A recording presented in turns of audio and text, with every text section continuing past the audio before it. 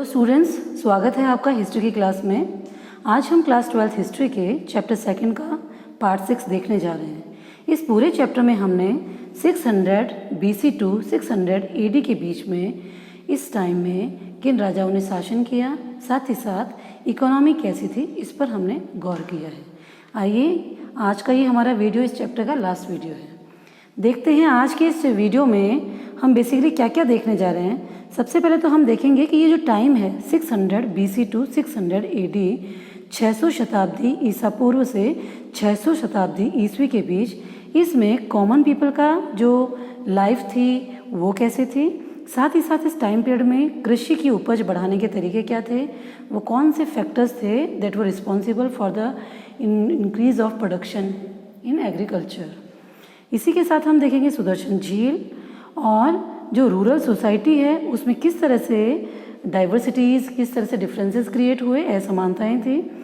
इसी के साथ हम देखेंगे सिटीज़, और सिटीज़ जो हैं वो किस तरह से ट्रेड को प्रमोट करते हैं, नगर और व्यापार, और नगरों में रहने वाले लोग किस तरह के लोग रहते थे, बेसिकली वो कौन सी सेवाएं देते थे।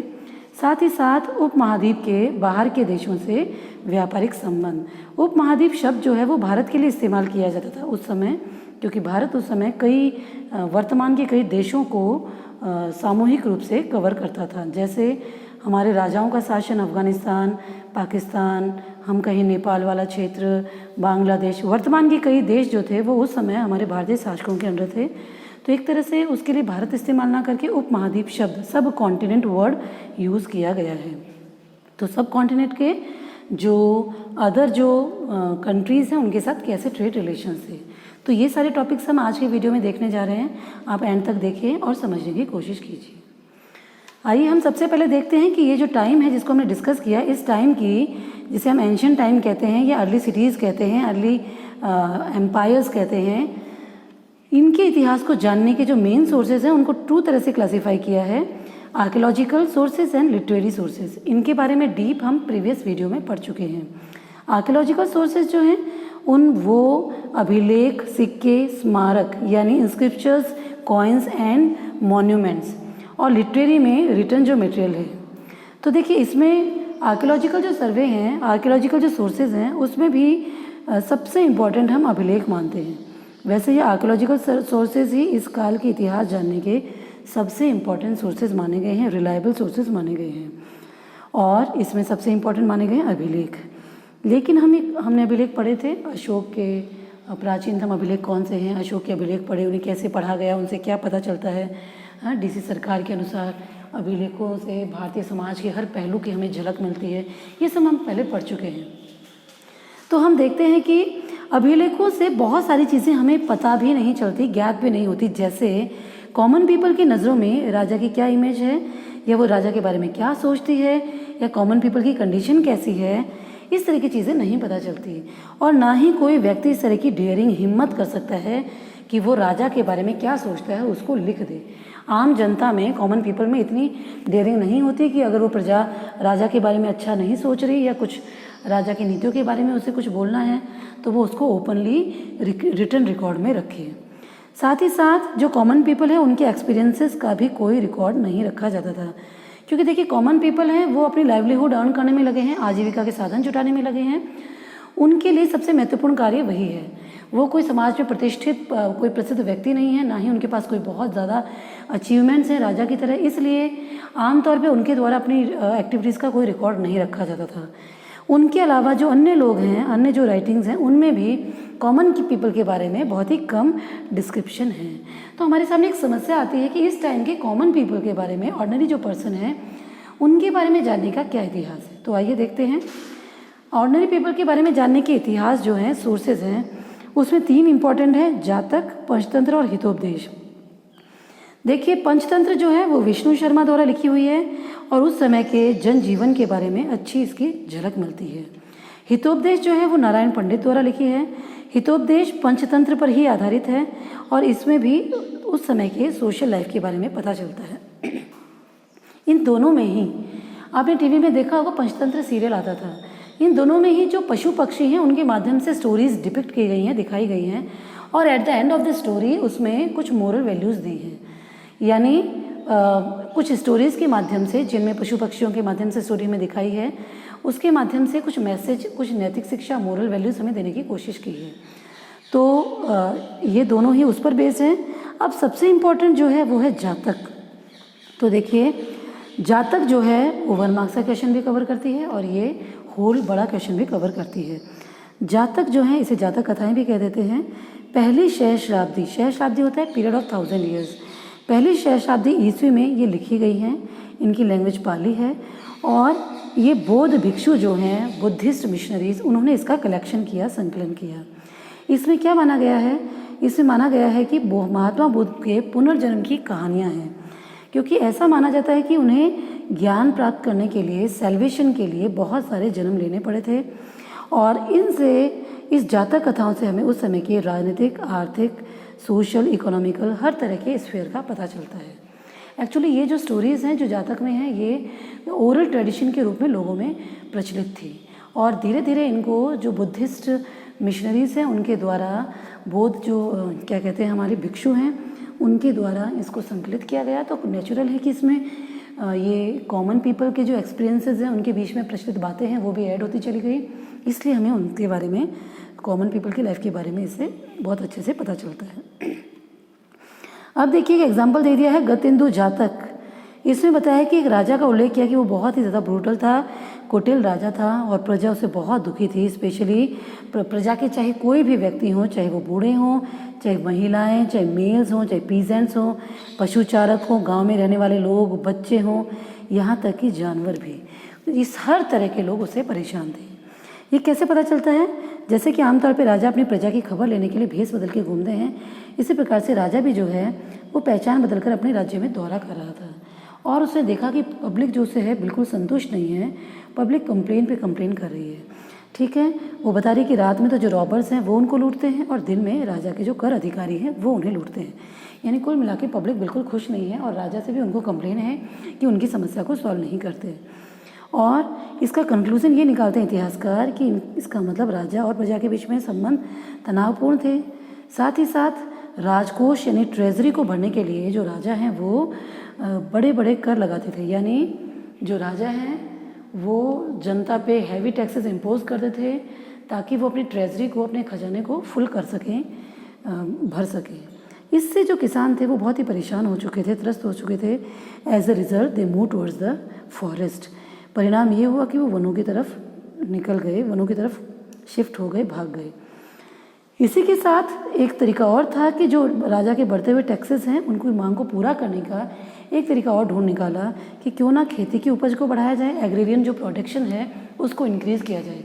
तो इस समय कृषि में होने वाला जो उत्पाद है, प्रोडक्शन है, वो इंक्रीज़ हुआ। ये एक बहुत ही इंपॉर्टेंट क्वेश्चन बनता है, वो कैसे इंक्रीज़ हुआ नेक्स्ट स्लाइड में हम देखने जा रहे हैं। तो इस तरह से कॉमन पीपल की हिस्ट्री को जानने के सबसे मेन सोर्स हैं जातक और अदर है पंचतंत्र और हितोपदेश। अब आइए, ये नया टॉपिक शुरू होता है। 6वीं शताब्दी ईसा पूर्व से 6वीं शताब्दी ईस्वी के बीच कृषि उपज, एग्रीकल्चर प्रोडक्ट बढ़ाने के फैक्टर्स कौन से थे? तो देखिए, सबसे पहली चीज़ है, बहुत ही सिंपल है, इसको आप ध्यान से देखिए। सबसे पहली चीज़ तो है हल का प्रचलन। हल का प्रचलन मतलब, हल मतलब प्लो, जिससे हम खेत में जुताई करते हैं। इंडिजीनियस टूल्स है ये। प्राचीन तरीके से जो खेती करते थे तो उसमें हलों से खेती होती थी। हड़प्पा में भी आपने देखा हलों के मॉडल्स मिले थे। हल का प्रचलन, तो हल का प्रचलन कहाँ है? यहाँ 1 मार्क्स का क्वेश्चन भी बनता है। देखिए, हल का प्रचलन बताया कि गंगा और कावेरी जो रिवर हैं उनकी जो वैली है, उस वैली में जहाँ उनकी एलुवियल सॉइल जो है, फर्टाइल सॉइल, एलुवियल सॉइल का पूरा एरिया है, बेसिकली वहाँ यानी उर्वरक उपजाऊ जो भूमि है गंगा और कावेरी की, उस स्थान पर हलों का प्रचलन शुरू हुआ। अच्छा, हलों का प्रचलन शुरू हुआ, लेकिन थोड़े समय बाद लोहे के फाल वाले जो हल हैं उनका प्रचलन शुरू हो गया। लोहे के फाल मतलब आयरन टिप्ड प्लो, यानी जो आयरन है, आयरन आप देखते हैं इस तरह से आयरन होता है, उसका जो नीचे वाला हिस्सा है वो आयरन से बना होना। मीन्स आप इस तरह से देखते हैं, प्लो इस तरह से होता है, उसका जो नीचे का हिस्सा है वो आयरन से बना होता है, तो उसे आयरन टिप्ड प्लो यानी लोहे के फाल वाला हल कहा गया। अब देखिए, भारी वर्षा वाले जो क्षेत्र थे बेसिकली उनमें खेती करने के लिए लोहे के फाल वाले हल का प्रयोग किया गया। ठीक है, भारी वर्षा, हैवी रेनफॉल वाले। लेकिन इसके अलावा कुछ और भी चीज़ें हैं, जैसे पंजाब और राजस्थान जैसे सेमी ड्राई जो एरिया हैं वहाँ 20th सेंचुरी में जाके कहीं लोहे के फाल वाला हल यूज़ हुआ। और इसी तरह से नॉर्थ ईस्ट और जो मिडिल इंडिया है, मध्य प्रदेश और झारखंड और ये वाला इलाका पर्वतीय क्षेत्र, वहाँ हल उपयोगी नहीं है प्लो, तो वहाँ कुदाल का यूज़ किया जाता था। तो इस तरह से अलग अलग एरिया में अलग अलग जो लोहे के टूल्स हैं उनको यूज़ किया गया। थर्ड हम देखें तो वो था प्लांटेशन ऑफ पैडी, यानी प्लांटेशन ऑफ पैडी, यानी राइस जो है, पैडी धान जो है उसका रोपण करना। यानी पहले उनको एक जगह उगाना, उनकी पौध तैयार करना और उसके बाद पानी से भरे हुए खेत में उनको इक्वल डिस्टेंस पे उनको लगा देना। और इस तरह से क्या हुआ, इस तरह से जो धान है उसकी उपज बहुत अच्छी होने लगी।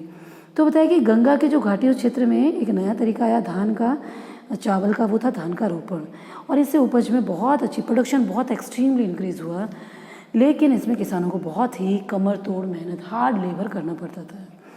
और सबसे बड़ी चीज़ कि ये जो धान है ये कहाँ, जहाँ पानी सफिशिएंट अमाउंट में, अच्छी मात्रा में, अच्छी क्वांटिटी में अवेलेबल है, ऐसी जगह पे राइस का प्रोडक्शन होता था। आपने ज्योग्राफी में पढ़ा है बहुत सारी चीज़ें, जिसमें आपने पढ़ा है किसी भी चीज़ को उगाने के लिए उसके लिए अप्रोप्रिएट क्लाइमेट, रेनफॉल, ये सब चीज़ें, मिट्टी, टाइप ऑफ सॉइल, ये सब चाहिए। तो वही सब चीज़ें हैं कि जहाँ ज़्यादा वाटर अवेलेबल है वहीं आप जो राइस है उसका प्रोडक्शन पॉसिबल है।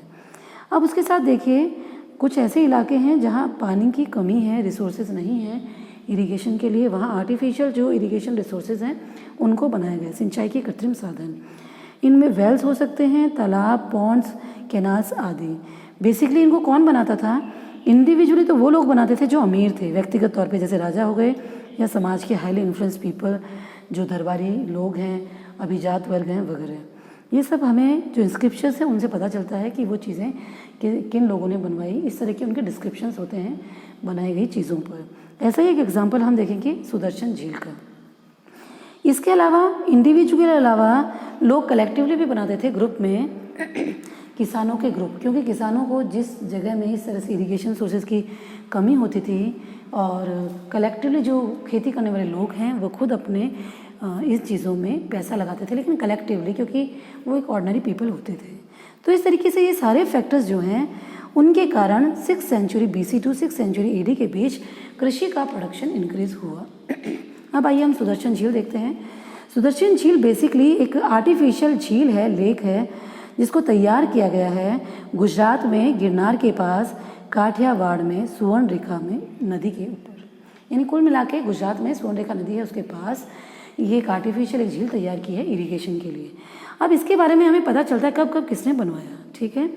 तो सबसे पहले इसका डिस्क्रिप्शन हमें पता चलता है, शक शासक है एक रुद्रदामन, उन्होंने एक अभिलेख खुदवाया जिसका नाम था जूनागढ़ अभिलेख।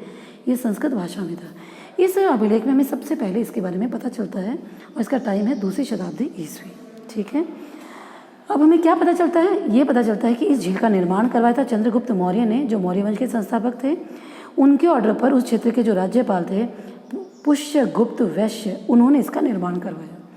थोड़े समय बाद इसी वंश के जो थे अशोक, उनके आदेश पर उनके जो गवर्नर थे तुशाप्स, उन्होंने इससे अनेक नहरें निकाली सिंचाई के लिए।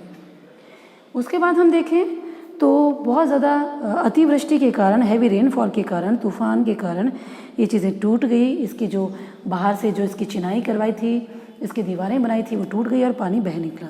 अब कॉमन पीपल को प्रॉब्लम आई तो इससे क्या होगा? तो अब देखिए नेक्स्ट शासक, वही शासक जिसको हमने पढ़ा भी, रुद्रदामन, शक शासक, उसने इसकी मरम्मत करवाई, जीर्णोद्धार, रिपेयरिंग करवाई, ठीक है। तो इसने भी ऑर्डर दिया, राजा लोग तो आदेश देते थे, तो इसके आदेश पे इसका जो गवर्नर था उस एरिया का, सुविशाख, उसने इसकी मरम्मत करवाई और बहुत अच्छे से इसकी मरम्मत करवाई। इतिहासकार कहते हैं कि इसके लिए राजा ने प्रजा पे कोई भी टैक्स नहीं लिया, कोई भी एक्स्ट्रा टैक्स नहीं लगाया, सब कुछ राजा ने अपने राजकोष, अपने पैसे से करवाया। ये एक राजा की अच्छी बात बताई गई है।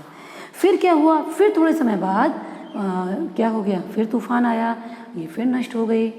तो उसके बाद फिर से इसकी मरम्मत, फिर से रिपेयरिंग करवाई गुप्त वंश के शासक स्कंदगुप्त ने।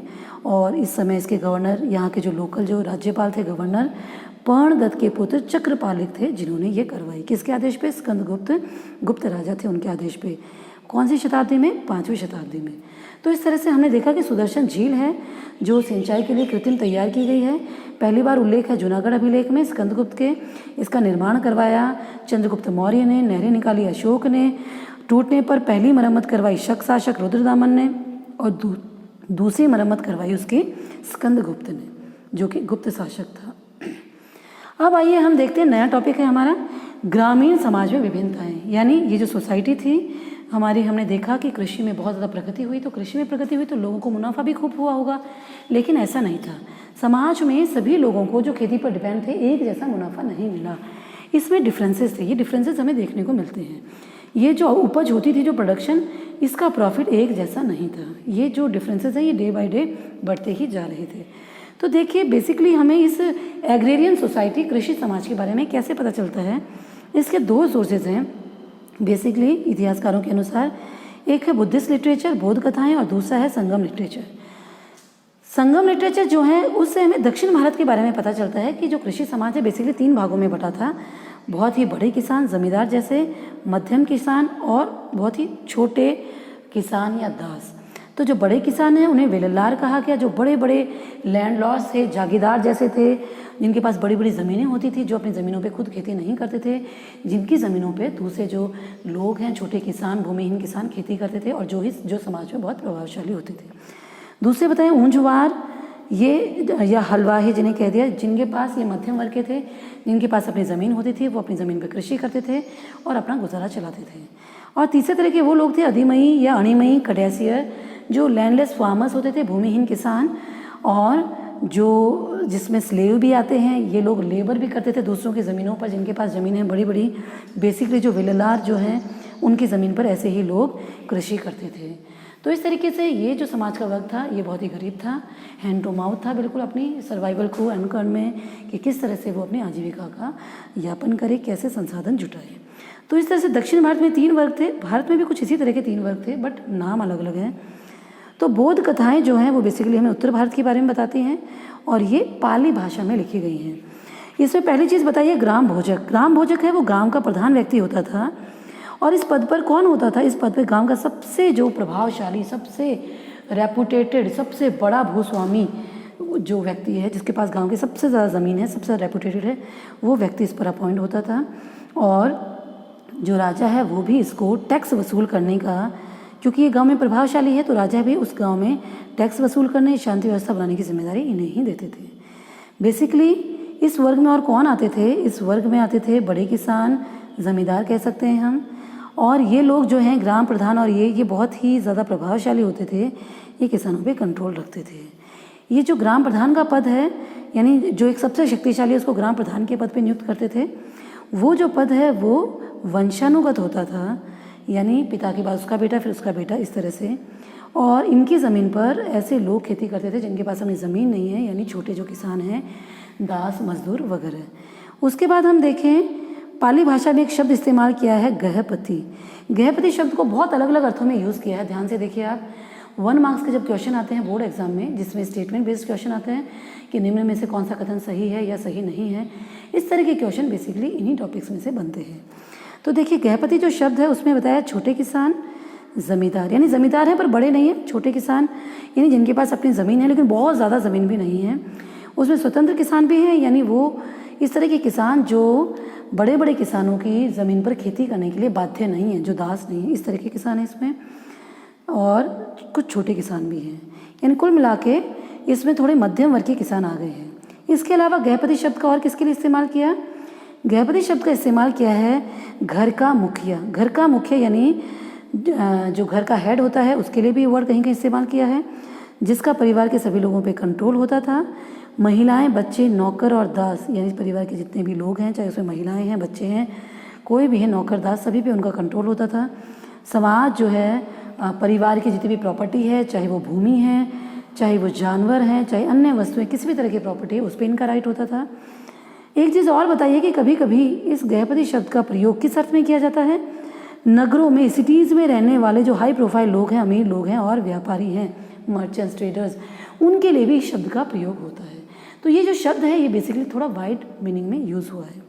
तीसरा बताया है दास और कर्मकार, यानी ऐसे लोग जिनके पास ज़मीन नहीं होती थी, भूमिहीन खेतीहर होते थे ये लेबर का काम भी करते थे, दूसरों की ज़मीन पर खेती करते थे।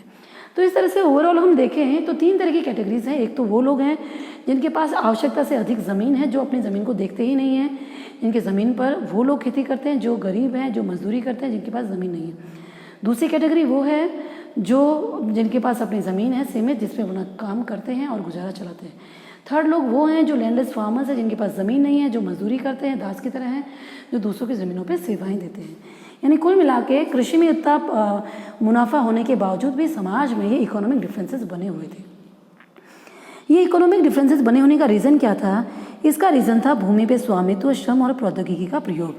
यानी आपकी कितनी भूमि पे ऑनरशिप है, आप लेबर और नई टेक्निक को एफर्ड कर पा रहे हैं कि नहीं। यानी जिसके पास जितनी ज़्यादा ज़मीन है, न्यू टेक्निक और लेबर से काम करवाने के में सक्षम है, ऐसा जो ग्रुप है वो ज़्यादा पैसा मुनाफा लेगा। लेकिन जिनके पास ज़मीन कम है या जो लेबर एफर्ट नहीं कर पा रहे, टेक्निक्स एफर्ट नहीं कर पा रहे, ऐसे जो ग्रुप्स हैं वो क्या कर रहे हैं, उनको मुनाफा कंपैरेटिवली कम होगा। तो देखते देखते क्या हुआ, भूमि स्वामित्व जो है वो लोगों के लिए इम्पोर्टेंट बनता चला गया। क्यों? क्योंकि भूमि से मुनाफा हो रहा है। ऐसी चीज़ों के बारे में हमें बहुत सारे लॉ जो हमारे ग्रंथ हैं, लिटरेचर्स, विधि ग्रंथों से पता चलता है। और ऐसा ही एक प्रसिद्ध विधि ग्रंथ है जिसको हम चैप्टर नंबर 3 में बहुत ज़्यादा विस्तार से पढ़ेंगे, वो है मनुस्मृति। मनुस्मृति भी देखेंगे, ये हमारा भारत का सबसे प्राचीन विधि ग्रंथ है और बेसिकली संस्कृत में लिखा हुआ है और ये 2वीं शताब्दी ईसा पूर्व से 2वीं शताब्दी ईस्वी के बीच का है। ओके, ये 1 मार्क्स के क्वेश्चन को कवर करता है यहाँ। इसके बाद हम देखें हर्षचरित्र। यहाँ भी एक 1 मार्क्स का क्वेश्चन बनता है। एक्चुअली हर्षचरित्र एक बुक है जो बाण भट्ट ने लिखी है। ये कोर्टियर था किसका? हर्षवर्धन का। हर्षवर्धन कौन था? हमने प्रीवियस वीडियो में देखा। मौर्योत्तर काल, पोस्ट मौर्यन ईरा में रूल करने वाली डायनेस्टीज़ में से एक डायनेस्टी थी जो हमने सबसे लास्ट में पढ़ी थी, गुप्तों के बाद जो आई थी, पुष्यभूति वंश, जिसका सबसे प्रसिद्ध शासक था हर्षवर्धन, जिसके शासनकाल में चाइनीज़ पिलिग्रिम आया था, श्वेतसांग। ठीक है, तो जो हर्षवर्धन था उसका राजकवि था बाण भट्ट, उसने ये हर्षचरित्र लिखी और हर्ष के जीवन की उपलब्धियाँ, उसकी जीवनी वगैरह है इसमें। इसमें कृषि समाज के बारे में कुछ दिया है, कुछ 2 लाइनें मैं आपको बताती हूँ। इसमें विंध्याचल यानी विंध्य जो पहाड़ है उसके आसपास का क्षेत्र उसका डिस्क्रिप्शन दिया है। जंगल है, जंगल के पास बस्तियां हैं, अधिकांश क्षेत्र कैसा है, फॉरेस्ट वाला है। कहीं कहीं धान की खेती भी देखने को मिलती है और कहीं बताया है कि कुदाल का उपयोग किया गया। क्यों? क्योंकि यहाँ हल चलाना मुश्किल है। ये पठारी क्षेत्र है, दक्कन वाला क्षेत्र आप समझ सकते हैं, पठारी क्षेत्र है, काली मिट्टी वाला क्षेत्र। तो इस तरह से एग्जाम्पल्स हैं जो ये बताते हैं रूरल सोसाइटी के बारे में। ओके, आइए अब हम देखते हैं नया टॉपिक, सिटीज़ एंड ट्रेड, व्यापार और नगर। सबसे पहली चीज़ तो कि शहर कैसे विकसित हुए। तो आप ये समझिए कि हड़प्पा के पतन के बाद जो टाइम आया, आरंभिक नगर, अर्ली सिटीज़, धीरे धीरे आर्यों का आगमन हुआ, जनपद बने, महाजनपद बने, मगध सबसे पहला बड़ा राज्य बना। अब ये महाजनपदों की जो कैपिटल्स थी वो बहुत ही ज़्यादा क्या कहेंगे, बहुत ही ज़्यादा वेल डेवलप्ड थी और फोर्टिफाइड थी, किलेबंद थी और बहुत ही विकसित शहर थे ये। तो सबसे इम्पोर्टेंट शहर तो यही थे। ठीक है, उसके बाद राज्य में और भी शहर विकसित हुए। तो देखिए 6वीं शताब्दी ईसा पूर्व में क्या हुआ, उपमहाद्वीप सब कॉन्टिनेंट में बहुत सारे नगरों का उदय हुआ। इसे हम आरंभिक नगर भी कहते हैं। इस समय की हिस्ट्री को हम क्या आरंभिक नगर, जब तक हड़प्पा का इतिहास हम नहीं जान पाए तब तक हम भारत का इतिहास आरंभिक नगरों से ही शुरू मानते हैं। वो नगर जो हमारे गंगा और उत्तर भारत में सबसे पहले विकसित हुए। तो देखिए नगरों में सबसे पहले नगर कौन से थे? महाजनपदों की कैपिटल्स थी, इसमें पाटलिपुत्र सबसे मेन है। ये बेसिकली संचार के जो रास्ते हैं हाईवेज के ऊपर, चाहे वो सी रूट है चाहे लैंड रूट है, उन पर ही सिचुएटेड थी। और जैसे इसमें बताया एग्जाम्पल देखिए, पाटलिपुत्र है वो नदी के किनारे, नदी मार्गों पर था। उज्जैनी जो है मौर्यों का एक प्रांत था, ये उसकी राजधानी थी उज्जैनी। आप मौर्य प्रशासन में आप देखिए इसको और समझिए। तो जो उज्जैनी है, उज्जैनी जो है वो लैंड रूट पर थी। पुहार इसी तरह से था, वो समुद्र के किनारे एक पत्तन था, पोर्ट। और मथुरा था वो तो पूरा क्या कहें, कमर्शियली, कल्चरली, पॉलिटिकली हर तरह की एक्टिविटी का सेंटर था, सब तरह से विकसित हुआ था। और मथुरा की तरह से और बहुत सारे शहर भी विकसित हुए थे। मथुरा को हम नीचे विस्तार से देखने जा रहे हैं। कपड़े के लिए उत्तर भारत में वाराणसी यानी बनारस और दक्षिण में मदुरै थे, मेन सेंटर थे टेक्सटाइल के लिए, कपड़े के लिए। अब देखिए मथुरा को हम थोड़ा सा विस्तार से देख लें। आज से 2500 साल से भी ज़्यादा वर्ष पहले ये एक इम्पॉर्टेंट शहर था। रीज़न क्या बताया है? रीज़न ये कि यातायात और व्यापार यानी ये लैंड रूट के ऊपर, मेन जो लैंड रूट था, हाईवे था, उसके ऊपर ये सिचुएटेड था। और बेसिकली यहाँ से 2 रास्ते जाते थे। एक रास्ता देखिए, मानिए कि ये भारत है, यहाँ आप मथुरा मान सकते हैं। तो देखिए, एक तो उत्तर पश्चिम से, यहाँ उत्तर पश्चिम से पूर्व की तरफ जाने वाला था वो मथुरा होके, और दूसरा उत्तर से दक्षिण भारत की तरफ जाने वाला जो रूट था, ये जो दोनों थे ये मथुरा से जाते थे। तो इस तरह से व्यापार की दृष्टि से एक महत्वपूर्ण स्थान बन गया।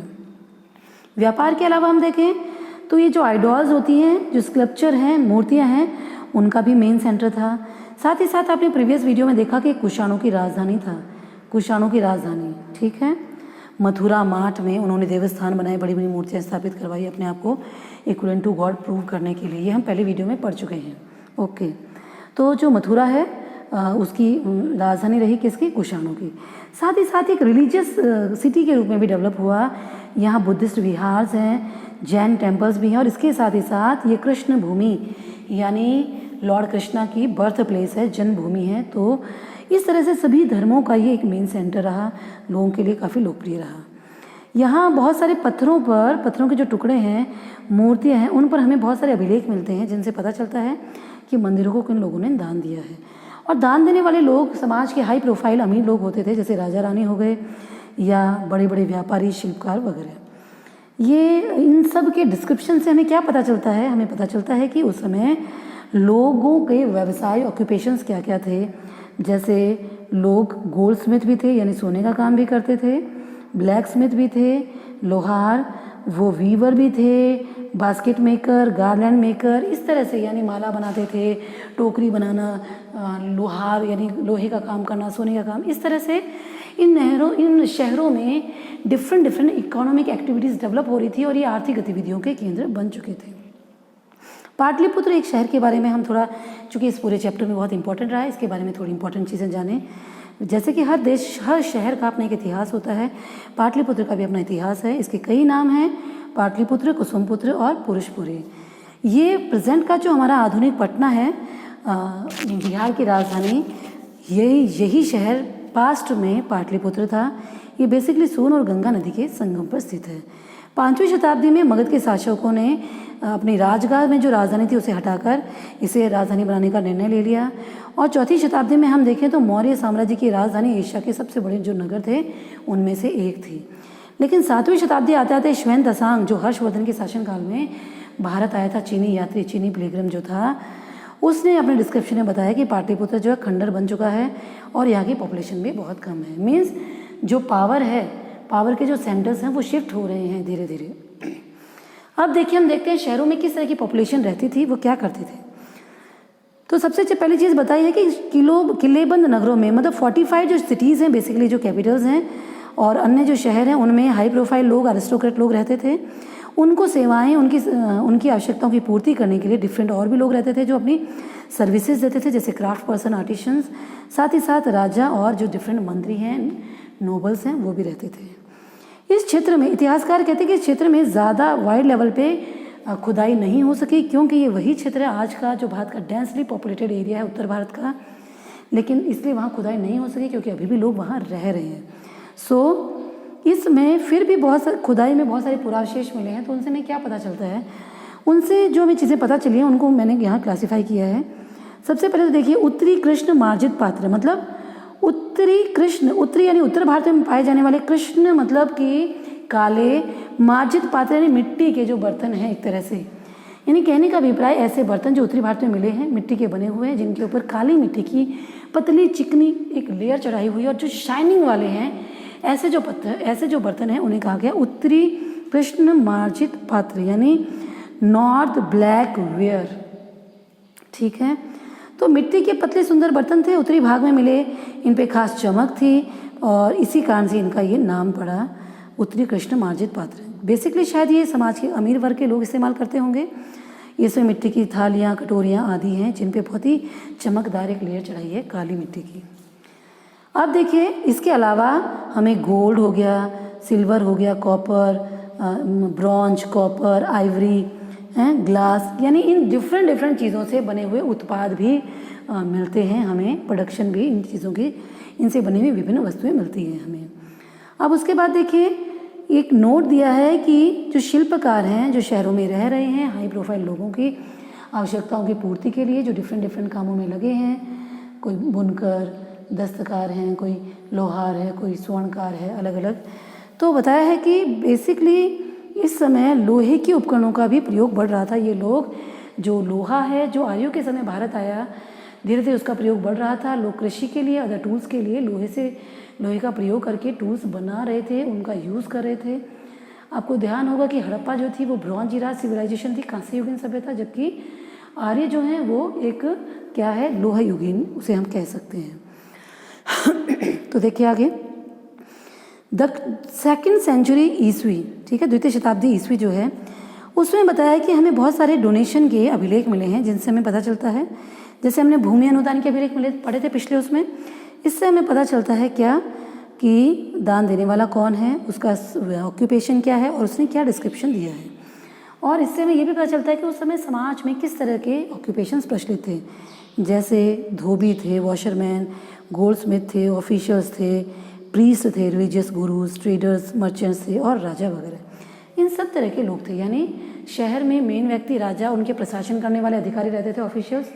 उनकी आवश्यकताओं की पूर्ति के लिए कॉमन पीपल जाके वहाँ बसने लगे, अपनी सर्विसेज देने लगे और धीरे धीरे इकोनॉमिक एक्टिविटीज़ के सेंटर बनते चले गए और धीरे धीरे बड़े शहर बनते चले गए। अब देखिए इसमें सबसे एक इम्पॉर्टेंट चीज़ आती है गिल्ड्स, या इंग्लिश में कहेंगे गिल्ड्स, हिंदी में ये श्रेणी। ये बहुत ही इम्पॉर्टेंट है। ये क्या है? The group of producers, association of producers, उत्पादकों का समूह। यानी एक ही प्रकार के व्यापार में या एक ही प्रकार के उत्पादन में लगे लोगों का समूह जो है वो श्रेणी या गिल्ड कहलाता था। जैसे मान लीजिए कपड़ा व्यापारी है, एक कपड़े व्यापारी है मान लीजिए 10 या 50, वो सब एक साथ मिलकर एक ग्रुप बना लें तो वो होगा गिल्ड। और इस तरह से वो क्यों करते थे? ताकि वो ज़्यादा मुनाफा प्राप्त कर सकें, वो एप्रोप्रिएट तरीके से अपना व्यापार कर सकें। वो क्या क्या करते थे देखिए, तो शिल्पकारों, व्यापारियों का जो समूह था उसे गिल्ड या श्रेणी कहा गया। वो क्या करते थे? वो मार्केट से कच्चा माल लेते थे रीजनेबल रेट पर, साथ ही साथ उस सामान को तैयार करवाते थे। तैयार करवाने के लिए वो जो आर्टिशंस हैं, कारीगर, उनको ट्रेनिंग देते थे। फॉर एग्जांपल जैसे कपड़ा व्यापारी हैं तो वो मार्केट से कॉटन लेते थे, कपास, उसके बाद वो कोशिश करते थे कहाँ से उनको कॉटन सस्ती रेट में अच्छी क्वालिटी का मिल जाए और कंटिन्यू उनको मिलता रहे, कभी कमी ना पड़े। सेकेंड थिंग, उसके बाद वो उसको देखते थे, वीवर्स जो हैं कताई करने वाले, उनको देते थे, उसे कताई करवाते थे। उसके बाद फिर वीवर्स से उसके पहले धागे बनेंगे, फिर वो कपड़ा बनेगा, फिर जो बुनकर हैं वो उसका कपड़ा बनाते हैं। तो बुनकरों को वो ट्रेनिंग देते किस तरह का कपड़ा बनाना है, किस तरह का बॉर्डर लगाना, तो ये सारी चीज़ें करते हैं। देन तैयार उत्पाद को वो मार्केट में लॉन्च करते हैं। मार्केट में भी किस कीमत में वो आएगा, कब उसको मार्केट में उत्पाद को कितना निकालना है, किस रेट में निकालना है ताकि कीमत इफेक्टेड ना हो, इस तरह सब चीज़ों का ध्यान रखते थे ताकि उनको मुनाफा अच्छा हो। तो देखिए बाज़ार में बेचते थे, व्यापार का संचालन करते थे और कभी कभी ये बैंक के तौर पे भी काम करते थे। लोग जो है वो अपना पैसा इनको देते थे, ये अपना ट्रेड में लगाते थे और लोगों को इंटरेस्ट इसमें इंटरेस्ट जो है वो रिटर्न कर देते थे। जैसे बैंक हम पैसा देते हैं तो क्या करता है बैंक हमें बदले में इंटरेस्ट देता है, ब्याज देता है। उसी तरह से लोग जो थे वो अपना पैसा इनको दे देते थे और ये अपने ट्रेड में लगाते और साथ ही साथ लोगों को बदले में इंटरेस्ट मिलता था। अब देखिए हम ये जो हमारा सब कॉन्टिनेंट है भारत, इसका फॉरेन से कैसा ट्रेड होता था इसको हम देखते हैं। देखिए आप ध्यान से समझिए, बेसिकली दो तरह का व्यापार था। एक तो था आंतरिक, देश के अंदर होने वाला इंटरनल ट्रेड, और एक था फॉरेन ट्रेड, दूसरे देशों से होने वाला। इसके लिए दो रूट्स थे, एक तो सी रूट, एक लैंड रूट, ठीक है, जल मार्ग और स्थल मार्ग। और इस समय सबसे ज़्यादा हमारा जो ट्रेड था वो रोमन जो एम्पायर है उससे काफ़ी ज़्यादा प्रगति वाला था, उसको डिस्कस करेंगे। और साथ ही साथ हम देखेंगे कि जो लैंड रूट है उसमें सबसे फेमस था सिल्क रूट, उसको डिस्कस करेंगे। तो आइए देखते हैं। 6वीं शताब्दी ईसा पूर्व में जो महाद्वीप है उसमें नदी मार्गों से, जल मार्गों से या समुद्र के किनारे जो बने पोर्ट हैं उनसे ट्रेड होता था। मीन्स लैंड जो सी रूट है, चाहे वो नदी का है चाहे वो समुद्र के किनारे बंदरगाह हैं, उनके माध्यम से ये ट्रेड होता था। दूसरा बताया है लैंड रूट, जो कि सेंट्रल एशिया तक फैले हुआ था, इसका जाल ग्रिड पूरा, और पूरा मध्य एशिया तक जो सिल्क रूट है वहाँ के माध्यम से व्यापारी ट्रेड करते थे। इसमें कौन कौन से व्यापारी थे? बेसिकली पैदल फेरी करने वाले व्यापारी भी थे, बैलगाड़ी पर व्यापार करने वाले, घोड़ा गाड़ी पर चलने वाले, सभी तरह के व्यापारी थे। समुद्री जो मार्ग है वो लोगों को बहुत अट्रैक्ट करता था। इवन ये बहुत खतरनाक होता था, फिर भी लोगों को अट्रैक्ट करता था। लोग यात्राएं करते थे, व्यापारी व्यापार करते थे, क्योंकि बहुत ही ज़्यादा प्रॉफिटेबल था, लाभदायक था। अब हम देखते हैं अरब सागर से होते हुए, यानी सी रूट को हम देखते हैं।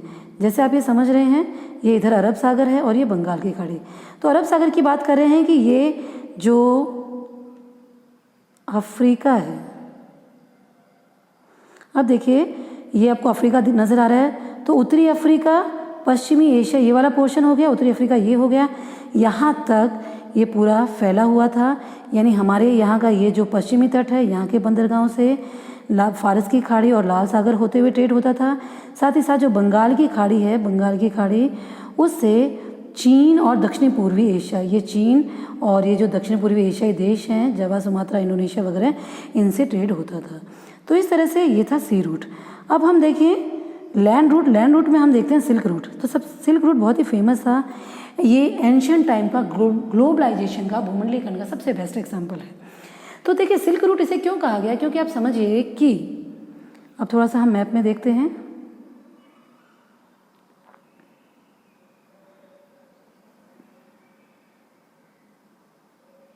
देखिए आपको थोड़ा सा रफ समझ आ रहा होगा। ये हम बात कर सकते हैं चाइना की, ये हमारा प्यारा भारत है, ये अफ्रीका है, ये भूमध्य सागर, ये पश्चिमी एशिया और ये यूरोप। तो देखिए जो चाइना है, चाइना से जो पूरे विश्व के लिए, ठीक है, चाइना से पूरे विश्व के लिए मध्य एशिया से होते हुए, यहाँ से होते हुए यूरोप, पश्चिमी एशिया, अफ्रीका, भारत, चीन से होते हुए जो डिफरेंट जो ये रूट्स जाते थे, ट्रेड वाले रूट, उनको सिल्क रूट कहा गया। क्यों कहा गया? क्योंकि ये जो रूट था, इस रूट पर जब ट्रेड करते थे तो बहुत सारी वस्तुओं का व्यापार करते थे, लेकिन उनमें सबसे इम्पोर्टेंट वस्तु थी सिल्क, जो सबसे ज़्यादा मुनाफा देती थी, क्योंकि ये महंगी होती थी। आपको पता है जो सिल्क है वो चाइना ने इसको खोजा था, चाइना ने इसको बनाना शुरू किया था और इस टेक्निक को उसने गुप्त रखा। और ये जो सिल्क है देखने में बहुत ही फाइन होता है, फाइन क्वालिटी का। तो जो अदर वर्ल्ड के जो किंग्स हैं और नोबल्स हैं, उन लोगों को इसने अट्रैक्ट किया और ये लोग बड़ी भारी कीमत पे भी इसको खरीदते थे। और आपको पता है चाइना का ये जो एरिया है, पहाड़ी और पूरा रेगिस्तानी क्षेत्र कवर करके जो ट्रेडर्स हैं वो इस बहुत ही जान जोखिम में डाल के यहाँ से ट्रेड करते थे। और यहाँ से लुटेरों का भी उन्हें डर होता था कि कहीं उन्हें कोई लूट ना ले, इसके लिए वो यहाँ के राजाओं को टैक्स भी पे करते थे, बदले में राजा इनको सेफ्टी प्रोवाइड करते थे। तो इस तरह से क्या होता था कि वो जो सिल्क है वो उनका काफ़ी कॉस्टली पड़ जाता था और इससे उनको मुनाफा भी खूब होता था, क्योंकि सिल्क की काफ़ी मांग थी। तो कहने का अभिप्राय, वो रास्ते जो चीन से होकर पूरे वर्ल्ड में जाते हैं और जिनमें व्यापार की प्रमुख वस्तु सिल्क है, ऐसे जो रूट्स हैं उनको सिल्क रूट कहा गया, रेशम मार्ग। पहली चीज़। दूसरी चीज़, रेशम मार्ग में, चलिए हम इसको क्लियर करते हैं। दूसरी चीज़ क्या है कि जो राजा हैं, अब यहाँ आप समझिए कि जो रेशम है, सर्वप्रथम चीन ने इसको बनाया और इसको गुप्त रखा लंबे समय तक। ये महंगा था। रीज़न ये था कि चीन जो है, रीज़न ये था कि इसको बनाने में भी बहुत मेहनत करनी पड़ती है। साथ ही साथ चीन की जो दुर्गम पहाड़ियाँ हैं, रेगिस्तानी क्षेत्र है, वहाँ से होकर यात्रा करना बहुत ही जान को जोखिम में डालने के बराबर है और अपनी सेफ्टी के लिए इन्हें टैक्सेस भी पे करने पड़ते थे, इसलिए भी महंगा पड़ जाता था। तो सिल्क जो रूट है वो उस समय सिल्क रूट से होकर पूरा वर्ल्ड जो है उससे जो कंट्रीज़ हैं वो आपस में जुड़े हुए थे, एक दूसरे से ट्रेड करते थे।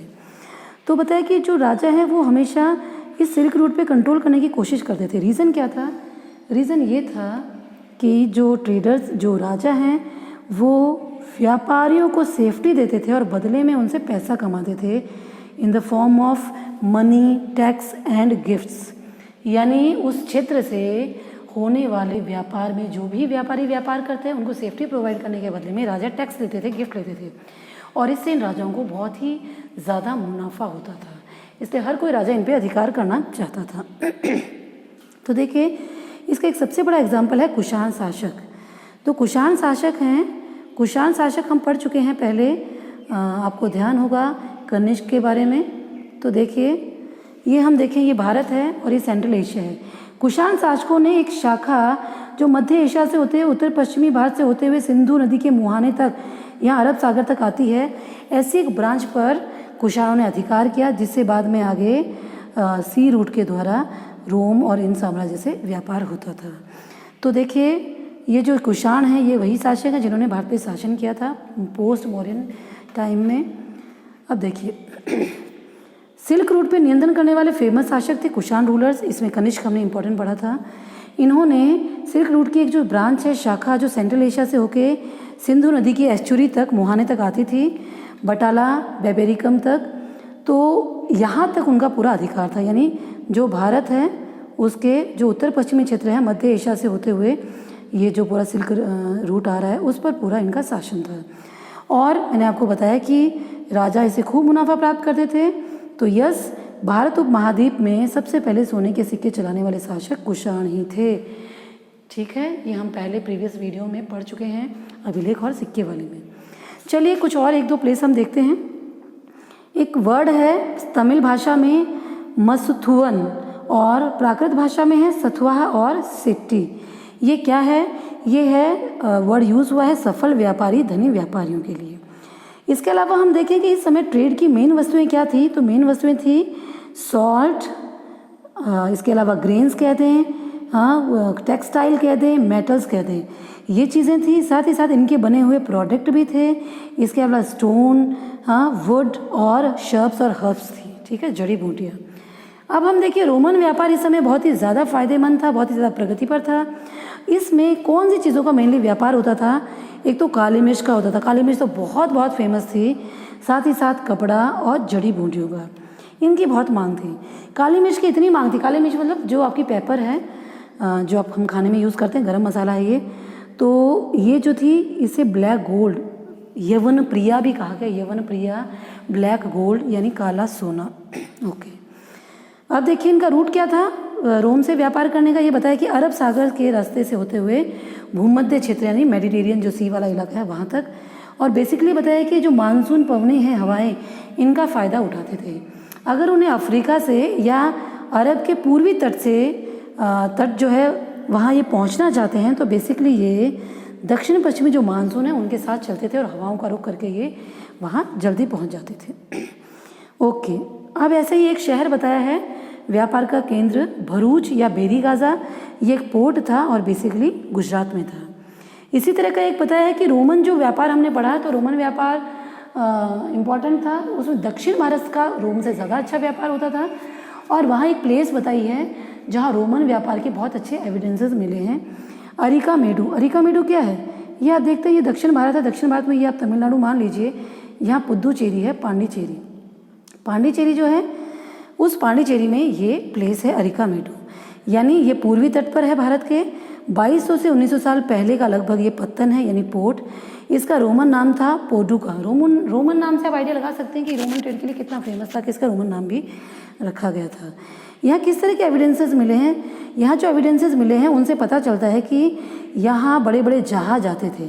कैसे? यहाँ ईंटों का बना हुआ एक स्ट्रक्चर मिला है, शायद ये गोडाउन होता था जहाँ जो सामान आता था उसको स्टोर किया जाता था। इसके अलावा यहाँ और क्या मिला है?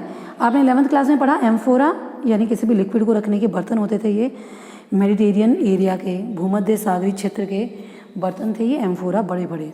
ठीक है, तो एम्फोरा बताया कि किसी भी लिक्विड चीज़ को रखने के लिए इनका यूज़ होता था। बेसिकली शराब या जो तेल है, ऑलिव ऑयल है, और इसको दोनों तरफ से पकड़ने के लिए हैंडल्स होते थे। ये चीज़ मिली है। साथ ही साथ वहाँ एरेंटाइन इटली का एक शहर है, एरेंटाइन की मोहर लगी चीज़ें भी, लाल चमकदार बर्तन भी मिले हैं। मीन्स इस तरह की बहुत सारी चीज़ें मिली हैं जो रोम से मैच करती हैं।